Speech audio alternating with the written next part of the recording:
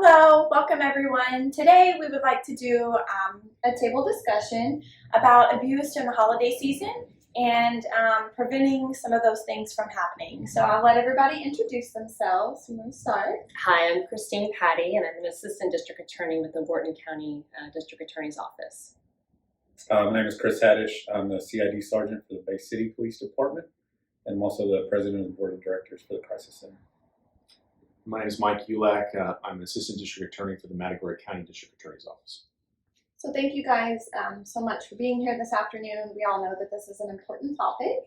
And so I just want to kind of ask you guys a couple of different questions and see some of the things that we can do to maybe prevent abuse during the holiday season. So Chris, during the holiday season, what types of abuse do you see increase? So we usually see an increase in domestic violence. It's usually attributed to the fact that the families are together, kids are out of school. Do you ever see an increase in any of the other types of child abuse during the holiday season? Sexual abuse usually goes up after the holidays because it's not, a lot of stuff during the holidays doesn't get reported for children because they're not in school, and most of our reports come from teachers. But it happens They're over the noticing holidays bruises. and then when they come back to school. That's correct. Okay. So I guess my next question would be, why do those types of abuse increase during the holiday season? So mostly it's because the kids are not in school, they're at home. And a lot of times, unfortunately, it's not a stranger that's abusing a child, it's someone that they know and someone that has regular access to them, like a family member or a neighbor. Yeah. I would say as well, from cases I've reviewed over the time I've been at the office, the reason you'd see some sexual abuse occur during this time frame is because you have a lot of kids that are unsupervised. You have parents who are seeing family members that they haven't seen for a while. They're interacting, they're more focused on that, not necessarily monitoring the kids. These kids are interacting with each other, they're interacting with other adults that they haven't seen before, and there's a lot of opportunity for unsupervised contact where something like this can happen, and it has happened. In addition to that, it's usually somebody that the family knows and they trust. And the profile for people who attack kids and abuse children, it's someone that's just like you or me, Right. They're not weird looking, or they're someone you trust, someone who's good with kids, someone who's married, has kids of their own. And I think your guard is down when you're around family members and you can feel like you can trust them. And a lot of abuse situations happen in that exact scenario. Right. So the holiday season is kind of like the perfect storm where you get, family members that you trust, but you may not get to see them all the time, and they're in your home and you're having a great time seeing people that you don't necessarily get to see all the time, but you're also, having a good time, so your children are unsupervised, and it gives that perfect situation for someone to take advantage of them. And it's, as a juvenile prosecutor, I can tell you it's not just adults that commit this offense. It's other juveniles and other juveniles. So I don't think we may not be at this point in the discussion, but I would suggest, as a parent, if you have a room where the kids are staying, all the family's kids are staying, to check on that room, be a little vigilant, more often than you normally would. Just making sure that there's not people in there that would normally be in there. Make sure the kids are all playing appropriately with each other. Don't just let your guard down because it's family and you're with your own family. That's a really good point. I think the statistic is 30% of juveniles are actually, in most of the cases, are perpetrators. And so you're right, it's not just the adults in the situation, it's also other kids. Well, it's not just sexual abuse either, it's physical abuse, bullying, that are done by older siblings, cousins. And often the presence of a sober adult will eliminate any risk or minimize it. If a perpetrator sees that particular child or that peer, that juvenile, has a family that's interested, a family that cares about that person, who's paying attention to them, who's sober, they'll pick somebody else. Mm-hmm. So what are some of the warning signs or things that caregivers should be aware of? I would definitely say one is adults that are showing too much interest in the child in an inappropriate level. Anytime you have an adult that wants to spend a lot of time with a child that's not their own, it should cause some kind of concern. And that's not to say that there aren't adults out there who don't care about children and want to be around children and they're perfectly fine and safe. But that's one of the things that you have to look out for, because that's how they're going to get access to the child. Like tickling or playing with, like, roughhousing with them, with the other kids. Like, usually perpetrators, like, they're fun to be around. The kids like to be around that person. They don't, lure them in with pain and punishment. They lure them in with kindness and gifts and Money. fun. Money. It's true. I would say look for isolating behavior. So if an adult or even a child says, I want to take this child, we want to go on a walk together. We want to go play over here, but away from other kids or other parents. That may seem harmless in and of itself, and the intentions may seem genuine. You may like this person, but be careful, because that can be a sign of this kind of behavior. So again, I don't constantly be in fear, but be aware and keep an eye on things. Stay vigilant. Vigilant, exactly. Okay. So, we talked about some of those warning signs. So what are some of the things that caregivers could do to prevent those things from happening? So one thing definitely you need to teach your children is for themselves whenever they're alone.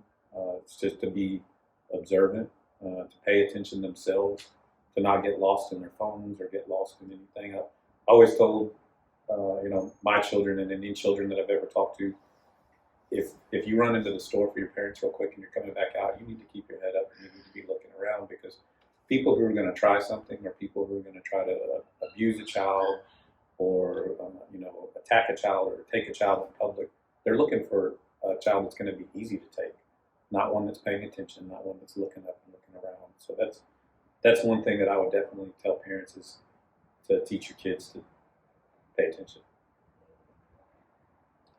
I'd say make sure that that they're comfortable reporting something they see as inappropriate. And, explain to them the physical boundaries that they have, and if they see something being done themselves or somebody else, just to let them know. Not to hide it, not to feel ashamed or uncomfortable because it's a friend or family member, but that it's okay and that they need to tell their parent what they've seen or experienced. One of the craziest things you can do that's very effective is to practice the scenario. I remember when I was a kid, my dad would always say, look both ways before you cross the street, and don't, say no when someone offers you candy, and all the regular scenarios. And as a kid, I was like, Dad, yeah, I know. He was like, okay, well, let's practice. And he sat down next to me. He was like, what if there's a man on the bus and he puts his hand on your thigh like this? And he literally did it. And I froze. I must have been like 11 years old or so. I froze. He was like, let's do this again. And this time you're going to shout out, no, stop, I want an adult, or I don't like this, or remove your hand immediately. And he practiced that scenario with me. And just like how officers practice, SWAT response and all those things, so that you have that sort of muscle memory where you don't freeze up. And as a kid, I froze up, and I'll never forget that moment. And it's always useful to, practice those scenarios so that your kid isn't going to freeze up if something like that happens. They know what to do, how to respond, that kind of a thing. I think it's also important to teach them those things, but also teach them that it's important that they do that with people that they know as well, not just strangers. Statistics show that usually it's not a stranger, it's usually somebody that they know. So you have to teach them how to be careful with tricky adults that are trying to trick them, trying to lure them to come over, or things like that. And it could be someone that they know, and they need to be aware of that. It's just something. It's a difficult conversation, but it's one that you have to have with your kids. They have to be aware that things like this do happen. You don't have to go into great descriptive detail, but you can tell a child in general terms that there are people out there that will do bad things, and sometimes it's people that we know. And if anybody ever crosses these boundaries or does these types of things, I need you to let me know or come ask me. Yeah. If you have an adult, someone that you were trusting, that is offering you gifts or making you feel uncomfortable or asking you to help with things that a kid doesn't need to help with. One example is you always hear of strangers but it could be people that you know as well. Why wouldn't an adult ask a kid to help go look for a dog in a park or something like that? Usually they're going to go find another adult. So just things like that, looking out for adults that are trying to be tricky about things and recognizing it and bringing it to the attention of another adult. And I would say, just briefly add on to that, children, I think Christine can vouch for this, we watch a lot of interviews of children, forensic interviews, and children often feel very conflicted about reporting this kind of abuse when it's a family member or friend, because they don't want to get that person in trouble. There's a loyalty issue, a betrayal, and you need to be able to talk to your kids about being honest and forthcoming, even in that kind of situation, even if it's somebody that you love or that's a family member or friend. It's okay to talk about it. I was going to say, you can suggest to them that you're always going to have their back, that you're always going to believe them. And, if they come to you and say, hey, Uncle Joe's a little weird, I don't really like him, makes my tummy hurt when I'm near him, be like, right, you don't have to give Uncle Joe a hug, or I'm going to believe you if you come and talk to me, and just kind of let your kid know that, hey, I got your back, you can talk to me, and I'm always going to be on your side. Because some kids, like you said, Michael, they might feel like, they might believe the person's like, well, this is our secret, or you did something to deserve this, and they might have some sort of shame about it. So that might help with them coming to the parent or the teacher. That's a great point, like not making your kids be physically affectionate with adults that they don't want to be around, and recognizing that when it happens. Being like, okay, why do the kids not like being around a certain person, or why are they complaining about this adult? So that's something to definitely look out for. Yeah, I think another point, we talked about having the conversation, but and I know you said you guys watch lots of interviews, which, I do lots of interviews, and a lot of times it's talking about their body parts. And so that's part of those conversations that you have. There's always age-appropriate ways to have those conversations, but make sure that they do know which parts of the body that no one's supposed to be looking at or touching, and then what to do if someone does. It doesn't have to be necessarily one of those, but when they get those little butterflies in their stomach and they get that uncomfortable feeling, that it's time to tell an adult. So after, or if a situation like this ever does arise, or a parent suspects that something is going on, what should they do? So if there's been any kind of physical or sexual abuse, parents need to contact the authorities, contact the police department, and get the case started as soon as possible. Most of the people that commit these types of crimes, it's not going to be their first time, it's not going to be their last time. And it can be really hard, especially if it's a family member and you're not sure, but it's something that you have to do to protect your children. It has to be reported, it has to be investigated. And it kind of goes back to it takes a lot for a kid to come to an adult and tell them that something like this happens. It's not something that they're going to easily do, especially considering there's so many adults teach your children don't tattle, don't tell. And you have to teach your kids the difference between tattling on something that's really small and doesn't really matter, and telling an adult about something that is important and that it does matter, and that it's it could be dangerous and things like that. So that would be, I guess, going back into the tips of something that parents should talk that parents should have with their kids about the difference between tattling on something small and telling on something that's important, and that it's okay to tell. And it's important to remember too that children don't lie to get into trouble; they lie to get out of trouble. So it's more likely than not that they're telling the truth when they talk about something that sensitive like that.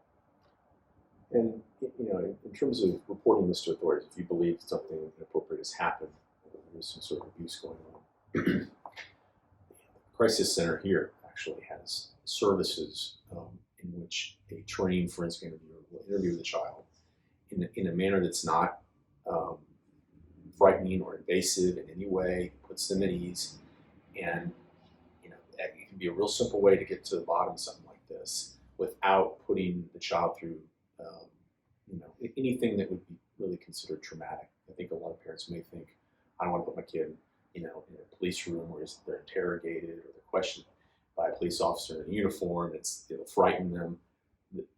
All the forensic interviews done at the crisis center are done by people who are true professionals and who put your children at ease. And so it's a very safe and comfortable environment for them to talk about something like that. Just to figure out if there is something. That's a great point. Like I said, as far as speaking to the Bay City Police Department, I know that we've instructed all of our officers to just take the initial report based on talking to the parents, and that they have no reason, they have no need to talk to the children. We're not going to, like you said, we're not going to take the child in a room and interrogate him in uniform and try to, we're not going to do anything that could frighten a child or could cause any kind of issues. Everything is done here at the crisis center, at the Children's Advocacy Center, and we're not in the room. Watch from a different room.